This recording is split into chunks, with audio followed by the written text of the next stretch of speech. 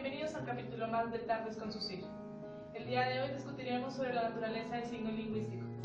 ¿Sabe usted qué es el signo, el significante y el significado? Descúbralo en unos minutos con nosotros. Bienvenidos.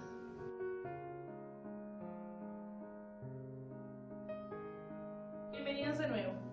Para continuar con el tema del día de hoy, tenemos un invitado que esclarecerá nuestras dudas acerca de la naturaleza del signo lingüístico. Edwin, ¿qué es el signo lingüístico? El signo lingüístico es la entidad psíquica de dos caras que une el significado y el significante. ¿Y Edwin, qué es el significado y el significante? El significado es el concepto que nosotros tenemos. El significante es la imagen acústica que nosotros tenemos de este concepto. Para esclarecer más el tema, vamos con nuestra compañera Farley, que nos tiene un claro ejemplo. Buenas tardes. Para tratar de aclarar el concepto de significado y significante, realizaremos el siguiente ejemplo. Vamos a utilizar como ejemplo la palabra perro. ¿Qué viene a su mente cuando escucha la palabra perro? Su mascota, la mascota de su vecino. Es decir, usted ya tiene una imagen preconcebida de lo que es un perro. La palabra perro es el concepto, es decir, el significado. Y la imagen que usted tiene del perro es el significante, es decir, la imagen acústica.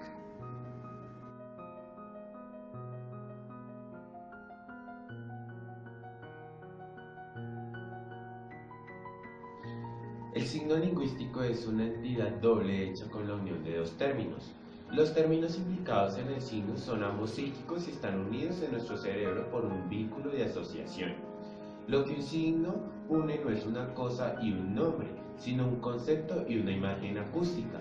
La imagen acústica no es el sonido material, sino su huella psíquica. El signo es una entidad psíquica de dos caras, concepto e imagen acústica. Están inmediatamente unidos y se reclaman recíprocamente. Saussure denomina signo a la combinación de concepto, significado y la imagen acústica, que es el significante.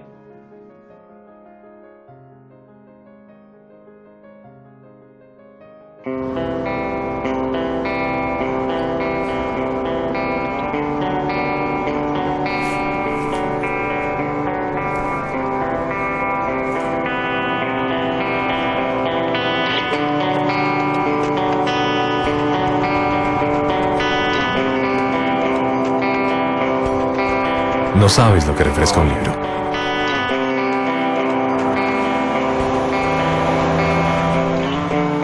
Ven a la feria, hay letras para todos.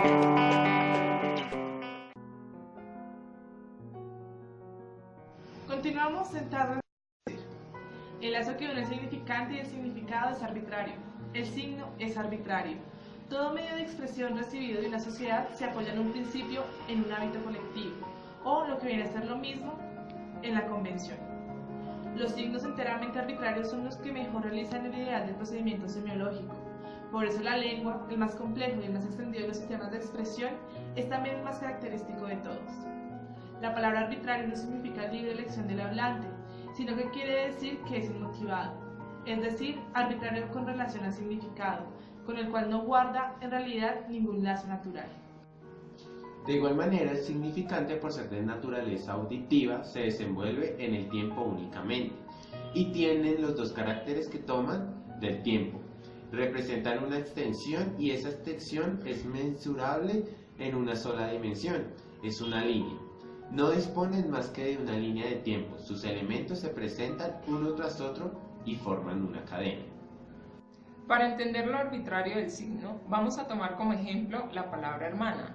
Si mencionamos la palabra hermana a un hablante hispano, él directamente lo va a relacionar con la imagen preconcebida que tiene de esta. Ahora, si esta misma palabra la mencionamos a un hablante que desconoce la lengua hispana, él no va a hacer una relación directa porque no tiene una imagen preconcebida de esta.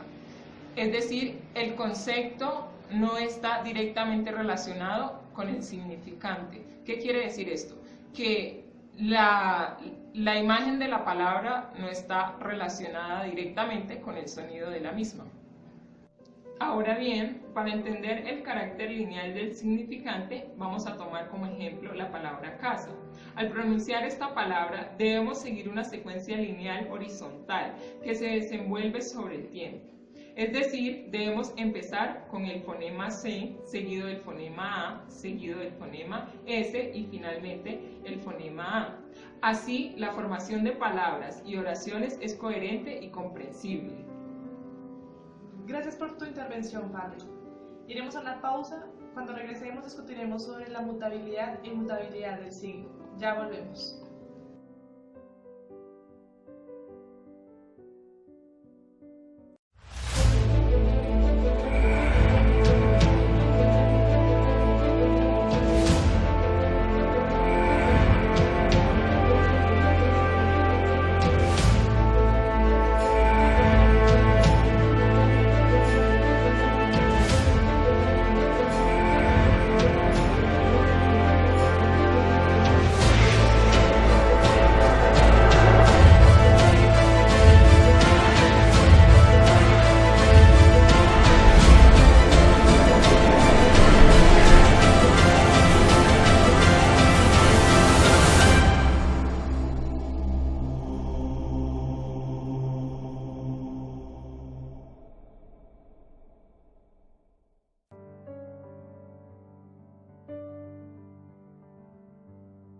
Bienvenidos de nuevo. Ahora discutiremos acerca de la mutabilidad e inmutabilidad del signo. Iniciaremos con la inmutabilidad. La lengua no puede equipararse a un contrato puro y simple, y justamente en este aspecto muestra el signo lingüístico su máximo interés de estudio. La lengua aparece como una herencia de una época precedente. El único objeto real de la lingüística es la vida normal y regular de una lengua ya constituida. La lengua sería fácil de reemplazar si estuviera compuesta de un número limitado de elementos, pero los signos lingüísticos son innumerables. Una lengua constituye un sistema, es un mecanismo complejo y no se le puede comprender más que por la reflexión. Hasta los que hacen de él un uso cotidiano lo ignoran profundamente. La lengua es en cada instante tarea de todo el mundo. La lengua es una cosa de la que todo el mundo se sirve a lo largo del día entero. Esas fuerzas sociales actúan en función del tiempo. Si la lengua tiene carácter de fijeza, no es solo porque esté ligada a la gravitación de la colectividad, sino también porque está situada en el tiempo. Estos dos hechos son inseparables. Está el arbitrario y el tiempo gracias al cual la elección se halla ya fijada, porque el signo es arbitrario, no conoce otra ley que la de la tradición, y precisamente por fundarse en la tradición puede ser arbitrario. Por otra parte, también hablaremos de la mutabilidad. El tiempo tiene otro efecto, en apariencia contradictoria con el primero, el de alterar más o menos rápidamente los signos lingüísticos, de modo que, en cierto sentido, se puede hablar a la vez de inmutabilidad y mutabilidad del signo. El signo está en condiciones de alterarse porque se continúa. El principio de alteración se funda en el principio de continuidad. Una lengua es radicalmente incapaz de defenderse contra los factores que desplazan. Minuto a minuto, la relación entre significado y significante es una de las consecuencias de lo arbitrario del signo.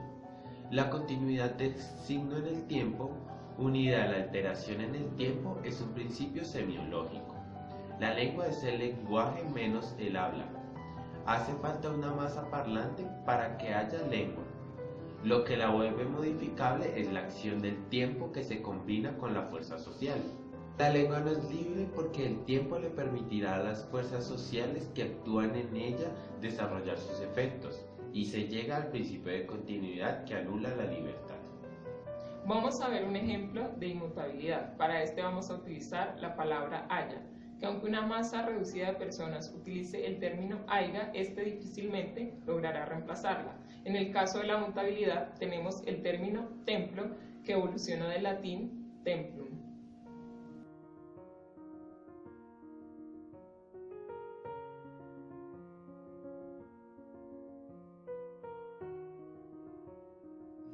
Gracias, Farley. La lengua consiste en un sistema de equivalencias entre cosas de órdenes diferentes. Estamos ante la noción de valor, significado y significante. Habría que distinguir dos ejes. El primer eje de simultaneidades, que concierne las relaciones entre cosas coexistentes, de donde está vinculada toda intervención del tiempo. El segundo eje de sucesiones, en el cual nunca se puede considerar más que una cosa cada vez, pero donde están situadas todas las cosas del primer eje en sus cambios respectivos. Para señalar mejor esta oposición y este cruzamiento de dos órdenes de fenómenos relativos al mismo objeto, preferimos hablar de lingüística sincrónica y diacrónica. Es sincrónico todo lo que se refiere al aspecto estático de nuestra ciencia y diacrónico todo lo que se relaciona con las evoluciones. Se trata de un estado de la lengua y una fase de la evolución. La oposición entre sincronía y diacronía es absoluta y no tolera componendas. Los hechos diacrónicos en manera alguna tienen por finalidad señalar un valor con otro. Los hechos diacrónicos no tienden siquiera a cambiar el sistema. La modificación no recae sobre la ordenación, sino sobre los elementos ordenados. El sistema no se modifica directamente nunca, en sí mismo es inmutable. Solo sufren alteraciones ciertos elementos, sin tensión a la solidaridad que los ata al conjunto. La lengua es un sistema en el que todas las partes pueden y deben considerarse en su solidaridad sincrónica. Como las alteraciones jamás se hacen sobre el bloque del sistema, sino sobre uno u otro de los elementos, no se pueden estudiar más que fuera del sistema. Sin duda, cada alteración tiene su repercusión en el sistema, pero el hecho inicial ha afectado a un punto solamente. No hay relación íntima alguna con las consecuencias que se puedan derivar para el conjunto. La sincronía no conoce más que una perspectiva, la de los sujetos hablantes, y todo su método consiste en recoger su testimonio. La sincronía no conoce más que una perspectiva, la de los sujetos hablantes, y todo su método consiste en recoger su testimonio. La lingüística diacrónica, por el contrario, debe distinguir dos perspectivas, una perspectiva que siga el curso del tiempo, la otra retrospectiva que lo remonte. Otra diferencia resulta de los límites del campo que abarca cada una de estas dos disciplinas. El estudio sincrónico abarca solamente el conjunto de hechos correspondientes a cada lengua. La lingüística diacrónica no solo no necesita, sino que rechaza una especialización semejante. Precisamente, la sujeción de hechos diacrónicos y la multiplicación espacial es lo que crea la diversidad de los idiomas.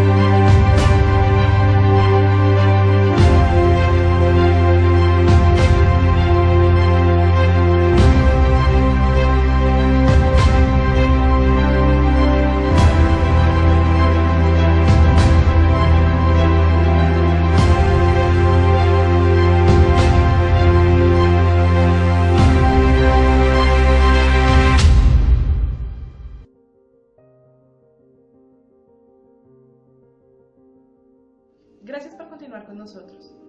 Ahora discutiremos acerca de la ley sincrónica y la ley diacrónica. Hay que tener en cuenta que hablar de ley lingüística en general es abrazar un fantasma. Toda ley social tiene dos caracteres fundamentales, el de ser imperativa y el de ser general. La ley sincrónica es general pero no es imperativa. Sin duda que se impone a los individuos para la sujeción del uso colectivo, pero no vemos en ello una obligación relativa a los sujetos hablantes. En la lengua ninguna fuerza garantiza el mantenimiento de la regularidad cuando reina en algún punto. La ley sincrónica, simple expresión de un orden existente, consigna un estado de cosas. Si se habla de ley en sincronía, es en sentido de orden y arreglo, de un principio de regularidad. En resumen, los hechos sincrónicos, sean cuales fueren, representan cierta regularidad, pero no tienen carácter imperativo. La diacronía supone, por el contrario, un factor dinámico por el cual se produce un efecto, algo ejecutado. Aunque los sucesos diacrónicos siempre tienen el carácter accidental y particular. Los diacrónicos se imponen a la lengua, pero nada tienen de general. Ni unos ni otros están regidos por leyes en el sentido definido anteriormente. Y si con todo se quiere hablar de leyes lingüísticas, este término abarcará significaciones enteramente diferentes según lo que apliquemos a cosas de uno u otro orden. Por otra parte, ¿hay un punto de vista pancrónico? La cuestión es si se podrán estudiar en la lengua relaciones que se verifican en todas partes y para siempre. La respuesta que da Saussure es que sí. Hay reglas que sobrevienen a todos los acontecimientos, por eso son principios generales que existen independientemente de los hechos concretos. En conclusión, encontramos que todo cuanto es diacrónico en la lengua solamente lo es por el habla. En el habla es donde se halla el germen de todos los cambios. Cada uno empieza por ser práctica exclusiva de cierto número de individuos antes de entrar en el uso. La lingüística sincrónica se ocupa de las relaciones lógicas y psicológicas que unen términos coexistentes y que forman sistema, tal como aparece en la conciencia colectiva. La lingüística diacrónica estudiará, por el contrario, las relaciones que unen términos sucesivos no percibidos por una misma conciencia colectiva y que se reemplazan unos a otros sin formar sistema entre sí. Muchas gracias por acompañarnos en otro capítulo de Tardes con Saussure.